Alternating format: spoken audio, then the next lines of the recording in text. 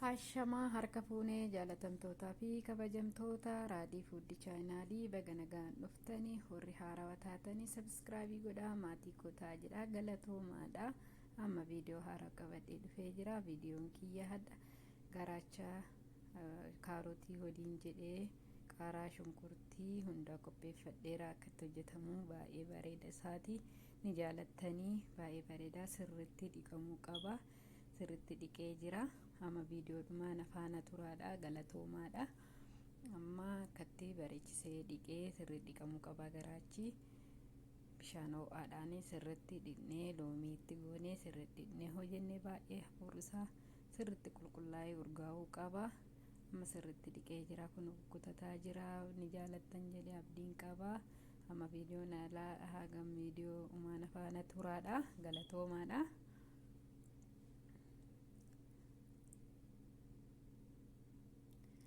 Warri sagalee naan jettanii kanaan duratti nan sirreessa galatoomaadha. Mee amma yaaletti nan sirreessa galatoomaa hundi keessanuu.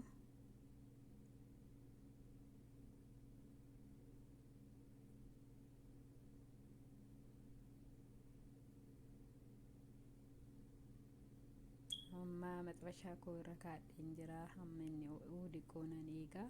Yeroo inni ho'ee jedhe immoo zayita xiqqoo sitti godhadha.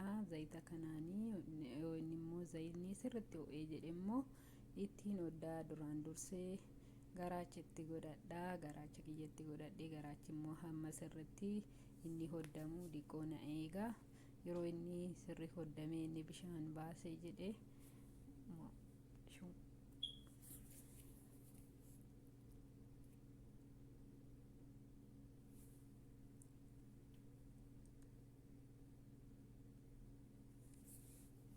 sirriitti waliin dhoofna. Amma sirriitti akka inni gara hundaanuu akka inni sirriitti hodhamu.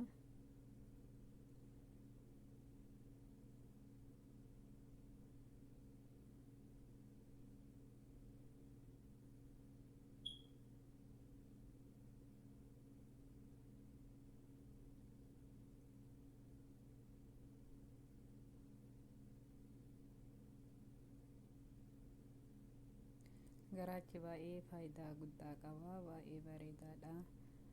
Haala bareedaadhaan hojjennee jennee ni mi'aaya. Yeroo kaan immoo namatti hin tolu. Sirriitti mi'eessuu qabna. Amma kunoo bishaan baasee jira. Amma irdiitti godhadha. Irdiin baay'ee faayidaa guddaa qaba. Osoo hin baay'ifne yeroo baay'ee yoo nani godhanne baay'ee gaariidha. Fayyadamaadha. Bareedaadha.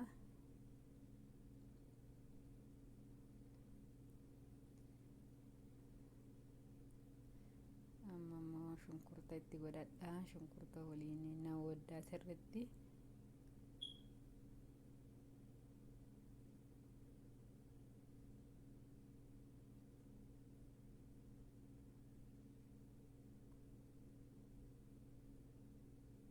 Amma immoo kaarotii itti godhadha. Kaarotiillee dafee waan hin bilchaanne hojii sirriitti wadduu qaba.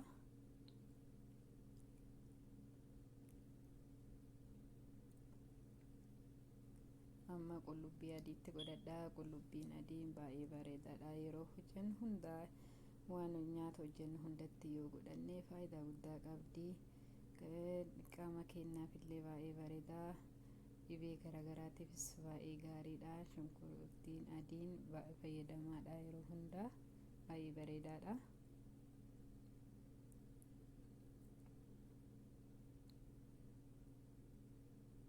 Amma immoo rozimariitti godhadha.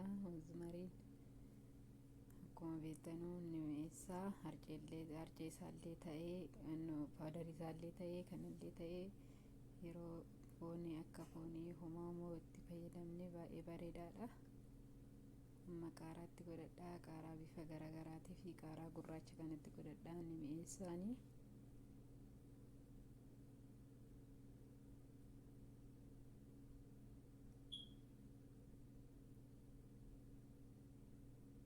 Itti godhadha. Shoorbaa baay'ee hafuura isaa hafuurallee namatti tolchiti. Faayidaalee ni qabdi. Yeroo hundaa dhumarratti yoo midhaan geeffachuu kaane itti godhannee baay'ee bareedaadha. ashabootti godhadha ankaa tokko amma baasutti dhiyaadheera.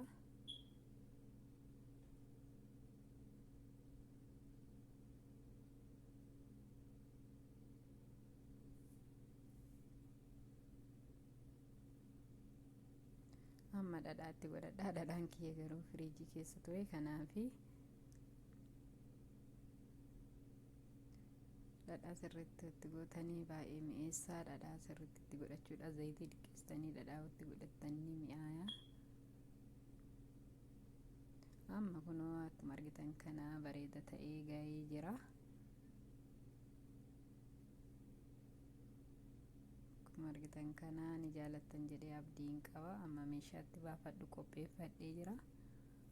amma baasee jira. kun akkuma argitan kana bareeda ta'ee ba'ee jira. nagaan naa tura hundi keessanuu. hamma viidiyoo haarawaan walitti deebinutti nagatti tura.